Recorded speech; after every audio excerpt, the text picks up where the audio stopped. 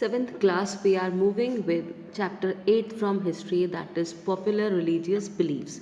यहाँ पर आपको जो रिलीजियस बिलीव्स इंडिया में डेवलप हो रही थी उनके बारे में समझना है। तो सबसे पहले हमें देखना है रिलीजियस डेवलपमेंट्स 800 से 1800 सी के बीच में क्या क्या डेवलपमेंट हुए। यहाँ पर हम बेसिकली मेडिवल पीरियड के बारे में पढ़ेंगे कि कौन कौन सी धार्मिक आस्थाएं लोगों में पैदा हो रही थी, भक्ति मूवमेंट क्या था, कौन कौन से रिलीजियस लीडर्स सामने आए और किस तरह की उनकी बिलीव्स डेवलप हुई। In the medieval period, the rise of devotional movements and development of a new Sanatan Hindu philosophy brought significant changes. medieval period के अंदर जो डिवोशनल मूवमेंट्स थे या जो डेवलपमेंट्स हुए उसकी वजह से एक नए तरह का सनातन हिंदू जो फिलोसफी थी वो डेवलप हुई और उसमें काफ़ी सारे मेन बदलाव भी आए, इंपॉर्टेंट चेंजेस आए। New belief systems and cults emerge among the Hindus. अब यहाँ पे नई तरह की बिलीफ और नए तरह के सिस्टम जो थे हिंदूज़ में वो डेवलप हुए। And important development was the rise Sikhism, और यही वो टाइम था जब सिखिज़्म भी आगे बढ़ा। It was founded and propagated by its great gurus. इनके जो धर्म गुरु थे, महान गुरु थे, उन्होंने इसकी फाउंडेशन रखी थी और इन्होंने ही आगे इसका प्रचार प्रसार करा था।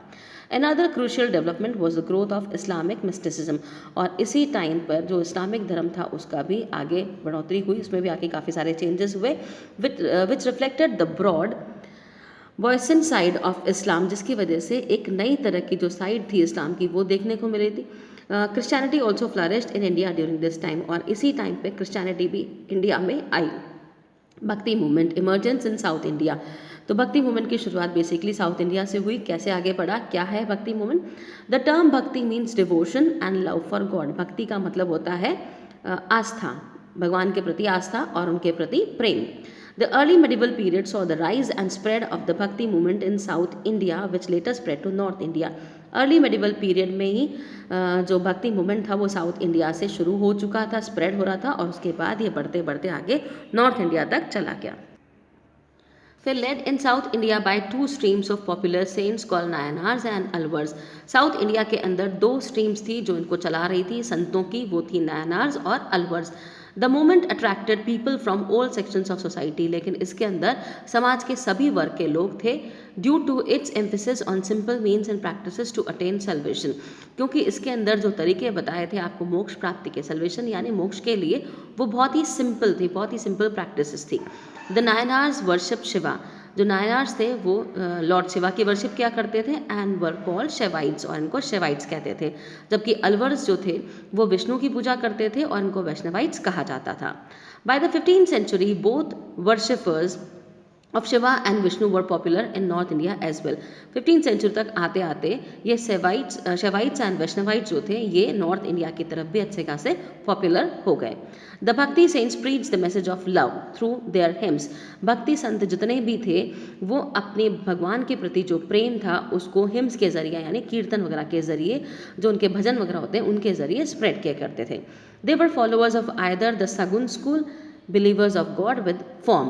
तो या तो ये सगुन स्कूल या निर्गुण स्कूल को मानते थे। सगुन यानी जो भगवान मतलब एक कुछ रूप है, स्वरूप है भगवान का, जैसे मूर्ति हो गई वगैरह, तो उसमें बिलीव करते थे। और निर्गुण जो थे वो फॉर्मलेस गॉड, कि भगवान का कोई स्वरूप नहीं है, भगवान एक श्रद्धा है, आस्था है।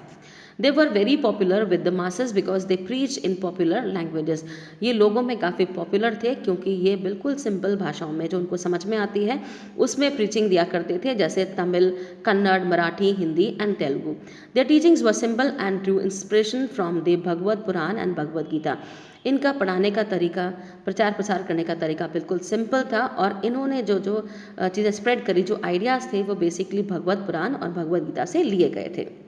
यहाँ पर हम देखते हैं भक्ति मूवमेंट साउथ इंडिया में नायनार्स और शेवाइट्स वर्शिपर्स ऑफ शिवा, दूसरे अलवर्स और वैष्णवाइट जिनको वर्शिपर्स ऑफ विष्णु कहा जाता है।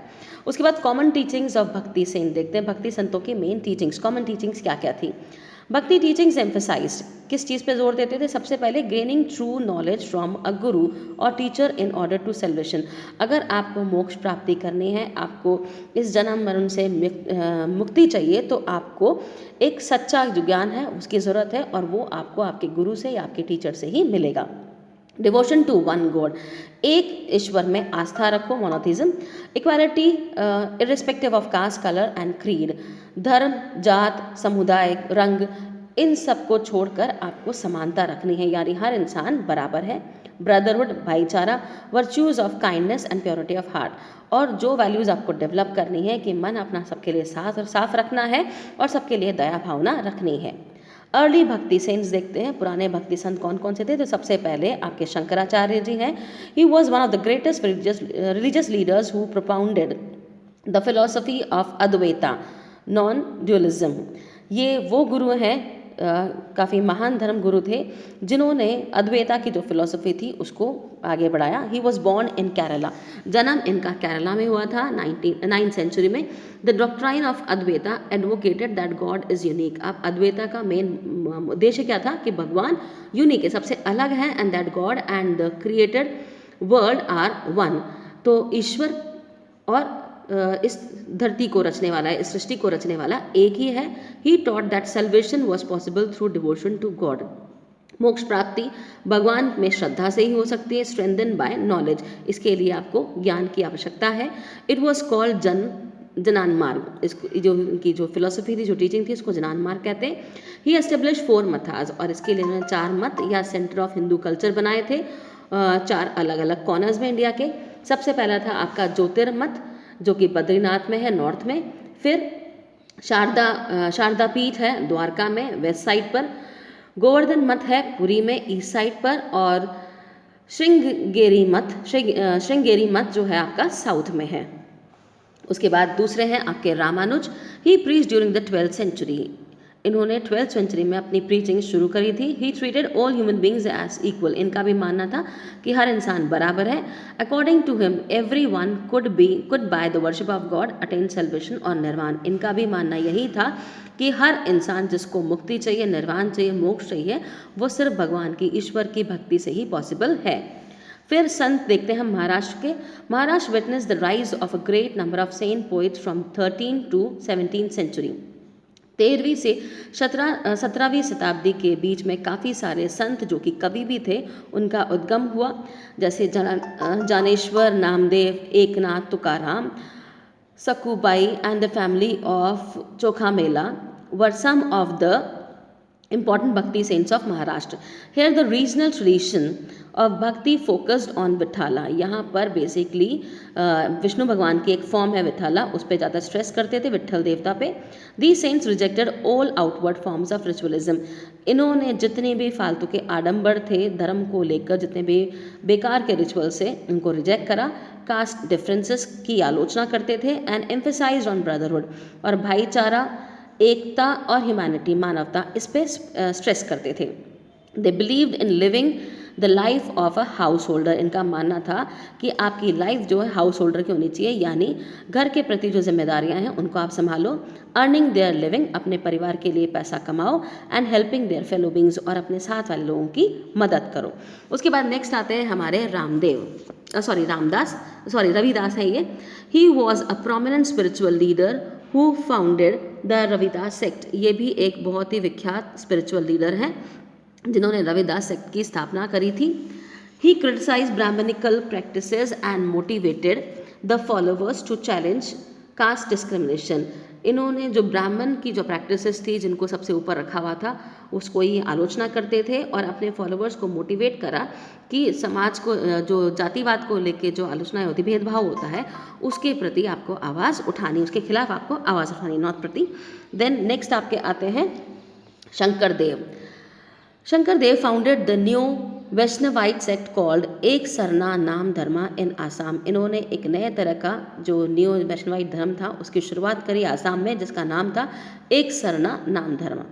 ही was a great social reformer and creative genius. ये काफ़ी क्रिएटिव भी थे, उसके अलावा समाज सुधारक भी थे।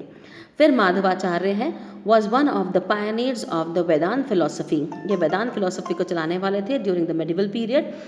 ही propounded the philosophy of Tattvavada, जो तत्वदा की फिलोसफी थी, पॉपुलर जिसको हम देवता और ड्यूअलिस्टिक स्कूल ऑफ हिंदू फिलोसफी कहते हैं, उसको आगे प्रॉस्पर करने वाले थे। यहाँ पर गुड टू नो आपको दे रखा है, the Nath Panthis, Siddhacharas and yogis were some other religious sects. ये कुछ और रिलीजियस सेक्ट्स थे, ग्रुप्स थे। They rejected traditional religions. पुराने जो तरीका का रिलीजन चल रहा था उसको रिजेक्ट किया इन्होंने and advocated salvation through meditation. और इनका मानना था कि अगर आपको मुक्ति चाहिए तो आपको मेडिटेट करना पड़ेगा, यानी एकाग्रता आपको लानी पड़ेगी, कॉन्सेंट्रेट करना पड़ेगा on the formless ultimate reality and oneness with it. भगवान जिस स्वरूप में आपने देखना चाहोगे उस स्वरूप में है, तो भगवान का कोई स्थायी स्वरूप नहीं है। सब एकता के साथ रहें विद इट, अपने आप को कनेक्ट करें भगवान के साथ बाय योगासन, और इसके लिए आपको योगासन, ब्रीदिंग एक्सरसाइज और मेडिटेशन की ज़रूरत पड़ेगी। फिर आपके नेक्स्ट आते हैं निम्बर्का। He was another great pioneer of medieval Vedanta philosophy. He initiated the school of Dvaita and duality in unity। तो इनका भी मेन मानना, जो इनकी टीचिंग्स थी बेसिकली वेदांत फिलोसफी वाली थी एंड यूनिटी में बिलीव करते थे। नरसिम्हा मेहता जो कि गुजरात से हैं, वल्लभाचार्य वृंदावन से हैं, बसावा कर्नाटक से, एंड दादू दयाल अहमदाबाद से were some other important bhakti saints who spread the bhakti movement in their respective regions. ये वो हैं जो कि बहुत ज़्यादा आगे तक स्प्रेड नहीं कर पाए, लेकिन अपने अपने एरियाज तक इन्होंने भक्ति मूवमेंट को चलाया था।